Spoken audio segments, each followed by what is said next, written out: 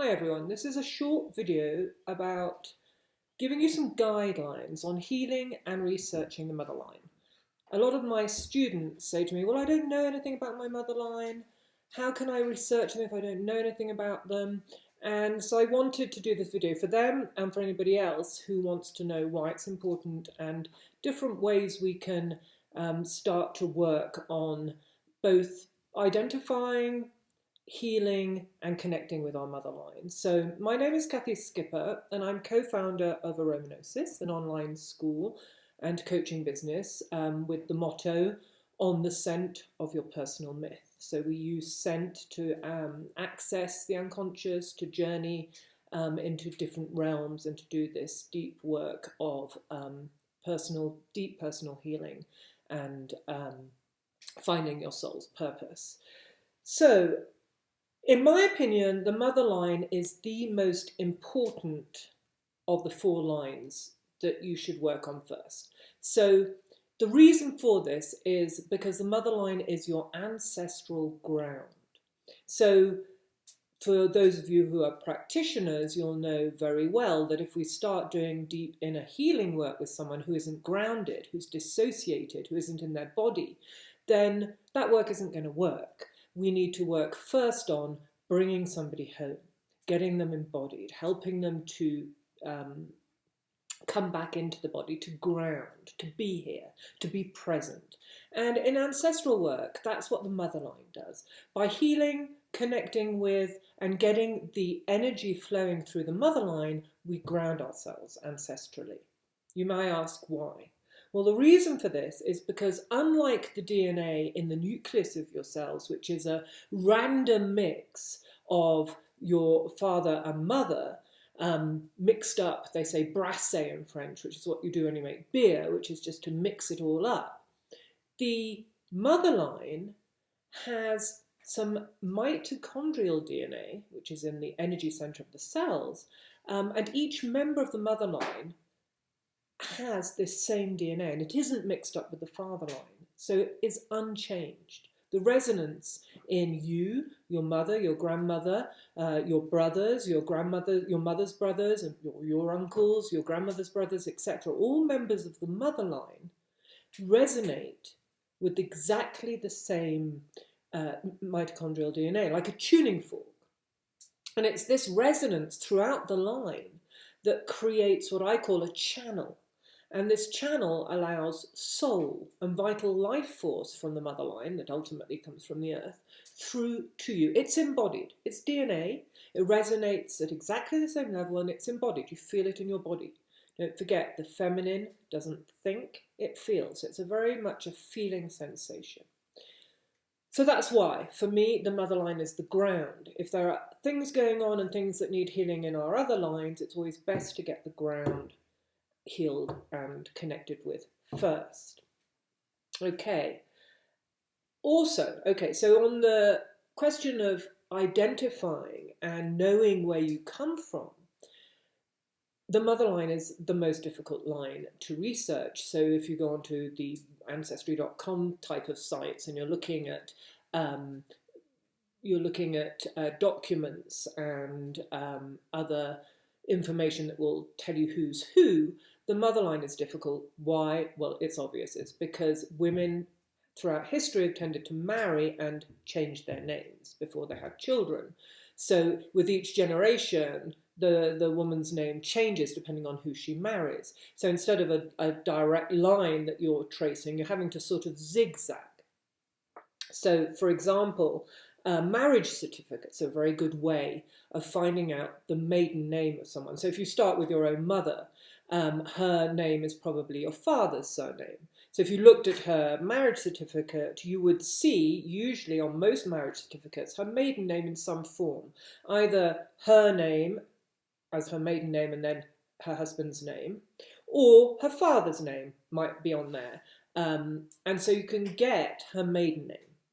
So then you have your mother's maiden name. And then to get her mother's maiden name, you have to go back a step more and find the marriage certificate, for example, of her parents. And again, you have to then look for the mother on there, or the mother's father to find the maiden name, and then you have to go back. So you're sort of zigzagging back. It's not a direct line because of these name changes, which, by the way, I did some research on, why do we take men's names as our surname when we marry? And there's actually no real reason.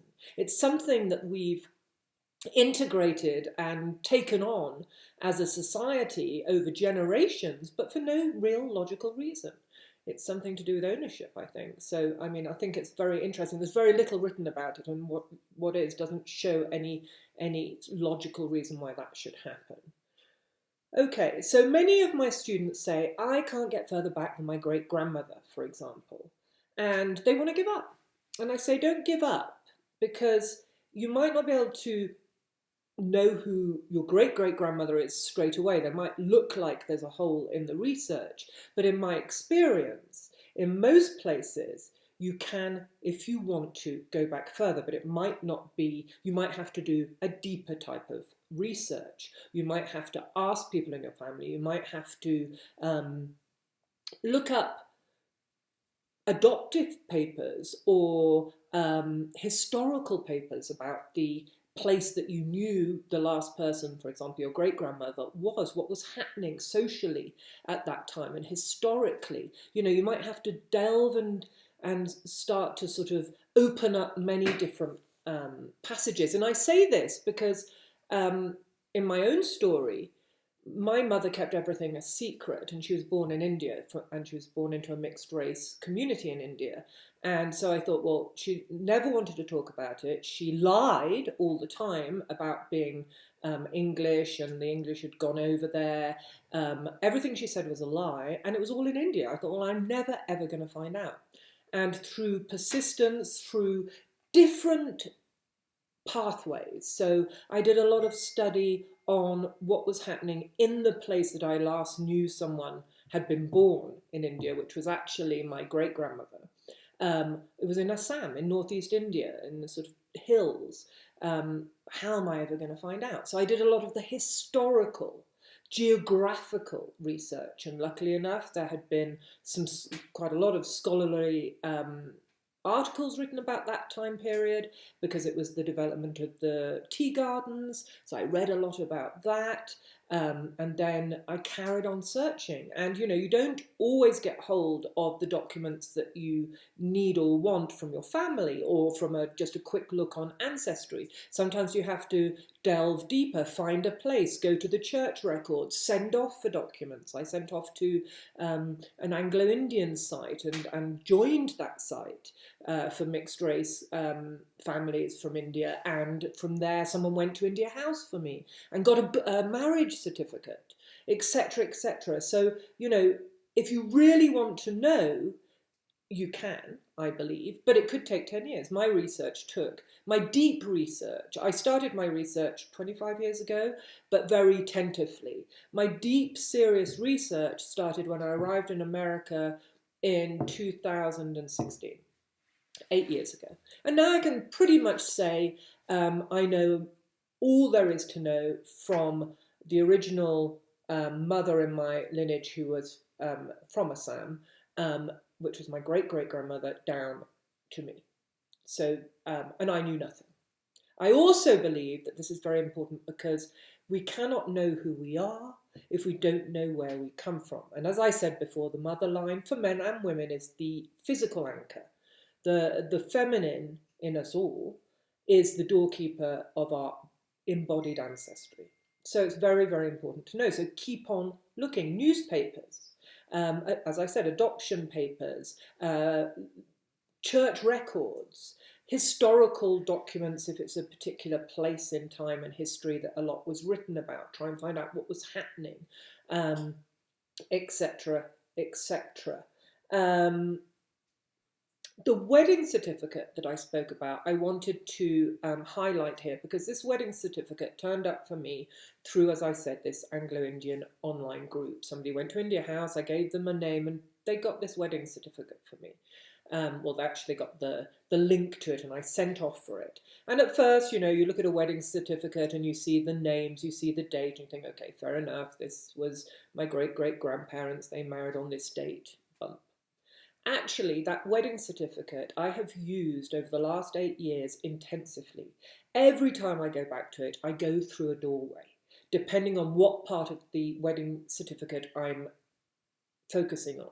So at one point I focused on the witnesses, something we often don't look at, just a couple of signatures of the witnesses.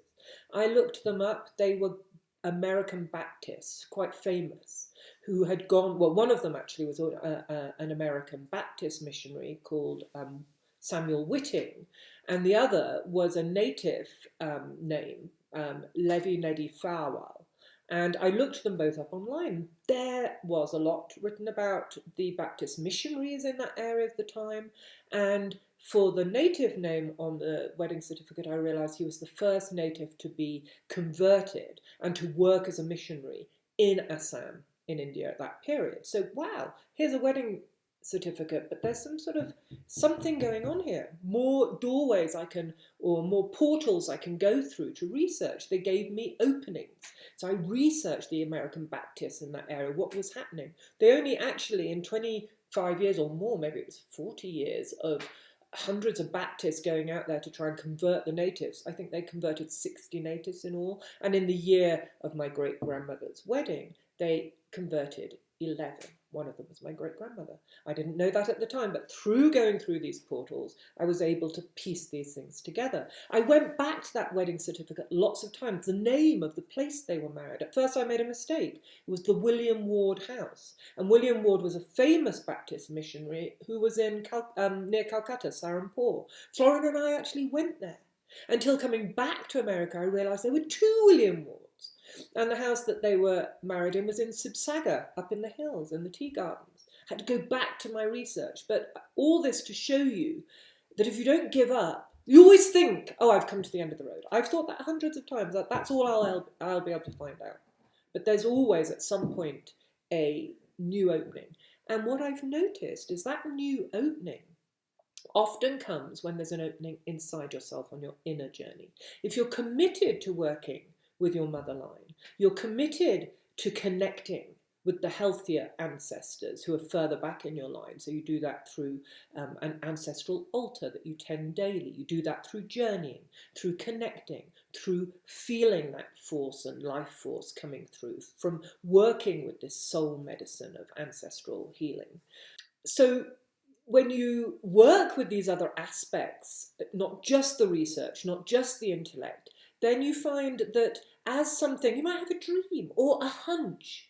I've had lots of hunches where I've been working with a certain member of my motherline, for example, my great-grandmother. I wanted to know, they were taken away. She was taken away from her mother because her father died and the native women weren't allowed to keep the children. So I wanted to know where her and her siblings went. I'd searched for years. I searched all over Assam, at all the orphanages, couldn't find their names until I had a hunch one day about Calcutta. I don't know what it was just a feeling. And I went to the research of the orphanages in Calcutta, and there was a Calcutta Free School, an orphanage for mixed-race children, and I found her and her sister's names. And so that opened another portal, and I went through there. So when you think you can't get any further, let it go and work on the spiritual and emotional aspect of the healing. And at one point, something will unblock, and you can go back to the research and you'll find you're freshly in that research. You haven't exhausted it. Another way that I found helpful was psilocybin. When I did, sometimes when I do psilocybin, I make an intention, I'm given information because it's in my cells. My grandmother, my great-grandmother, who were hidden because of their race, because of their origins, have come to me and give me information, give me visual images sometimes in those psilocybin journeys, which I then go and research or put into the story. The other thing is look at holes and secrets in your motherline. If you lay out your motherline and you find that there are areas that are just like a hole, there's nothing there, that's usually because something's been kept secret for some reason or another. As I said, in my line, it was because of ethnicity, shame of the dark goddess, or the dark feminine. In your line, it could be anything. You know, it could be to do with rape, it could be to do with illegitimacy, it could be to do with war, it could be to do with what side people took on the war, the Nazis. It could be to do with hiding because you have Jewish ancestry and they didn't want to be found out. Whatever it is, those holes, those secrets, those places where you can't find are where you want to go. They're another portal. You need to go down them, keep digging, finding out, because the energy that's created by secrets cannot be retained throughout generation after generation. Those secrets are like a, you know, I always say it's like a big beach ball. You press it under the water and when you let go, it comes up with a force. Those things that have been repressed and kept secret in your mother line will come up with a force if you open those doorways and start to search. And they need to be done. You can't keep secrets in a healthy line because the energy needs to flow. And everybody, whatever their story in the material world when they were alive, has a place in the ancestral tree. Everybody. Nobody can be taken off an ancestral tree forever because everyone has a place in that lineage. Okay. So if you're one of those people that gets to the point that says, I really know nothing. I was adopted and I was adopted under X and there's nothing. Or everything's been destroyed, all the paperwork, I just can't find anything. Well, don't worry. The other way of working with this is to start where you are today. So when I'm working with women or men who are looking for their ancestry, what I do is, and they don't know anything, is ask them what are the challenges, the repetitive emotional challenges that they see repeating time and time again in their relationships, in their life. What are the negative self-beliefs that they've really taken on and find very, very hard to break? What are these chronic, repetitive, emotional, spiritual, mental patterns that however hard they've tried to heal, they can't find the core beginning of or the meaning of why those patterns or emotional, repetitive, difficult emotions are there. So for example, you know, I had a difficult life from adolescence onwards. I had a lot of domestic violence in relationships, extremely toxic relationships. I was very codependent. I had a difficulty holding on to anything material. Abundance was, you know, out of my zone. I couldn't hold on to anything, and I didn't know why. Drug addiction, I didn't know why. It didn't fit with the childhood that I'd had.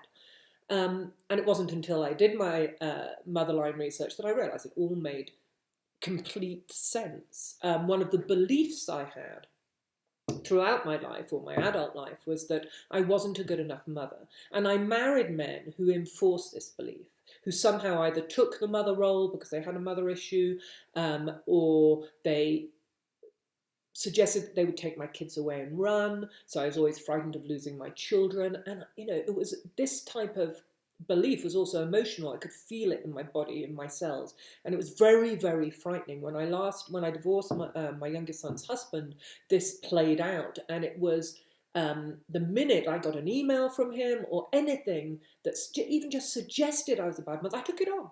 I felt it throughout me, and it was all encompassing until I realised in my research that my great-great-grandmother had had her children wrenched from her in Assam because her British husband had died, and the British at the time refused to let the native women keep their children. All made sense. This was a trauma that had never been healed. The children had been taken to this orphanage in Calcutta and told their mother had abandoned them. Those orphanages never put the mothers' names on the paperwork, so the mothers couldn't go and find their children. And there was an unhealed mother-child dynamic in my lineage that was extremely painful. It was like the Black Madonna, you know, who's been hidden from the churches in Europe. The Dark Mother had her children ripped from her, and she was a bad mother. And here I was, a white girl growing up in England with that same trauma playing out in my psyche because it had never been healed. So that's why I say we can look at what's happening in our life today. We can look at the repetitive emotional patterns. We can look at the negative self-beliefs that keep coming back in our lives and that really overtake us. And these are signs. And then we can take that and say, well, who in my lineage? How could that have played out? And that gives us a way of going backwards and maybe looking in different ways to find out more. So the other thing that I want to say and to sort of highlight here is that don't forget that healing the motherline is not just about your personal motherline and healing your own life, which it is, but it also resonates with the collective. In the world today, the feminine in all of us, men and women, it's not gender specific, it's the feminine energy that has come through generations of patriarchy, is up for healing, is needing to be healed. The feminine is rising.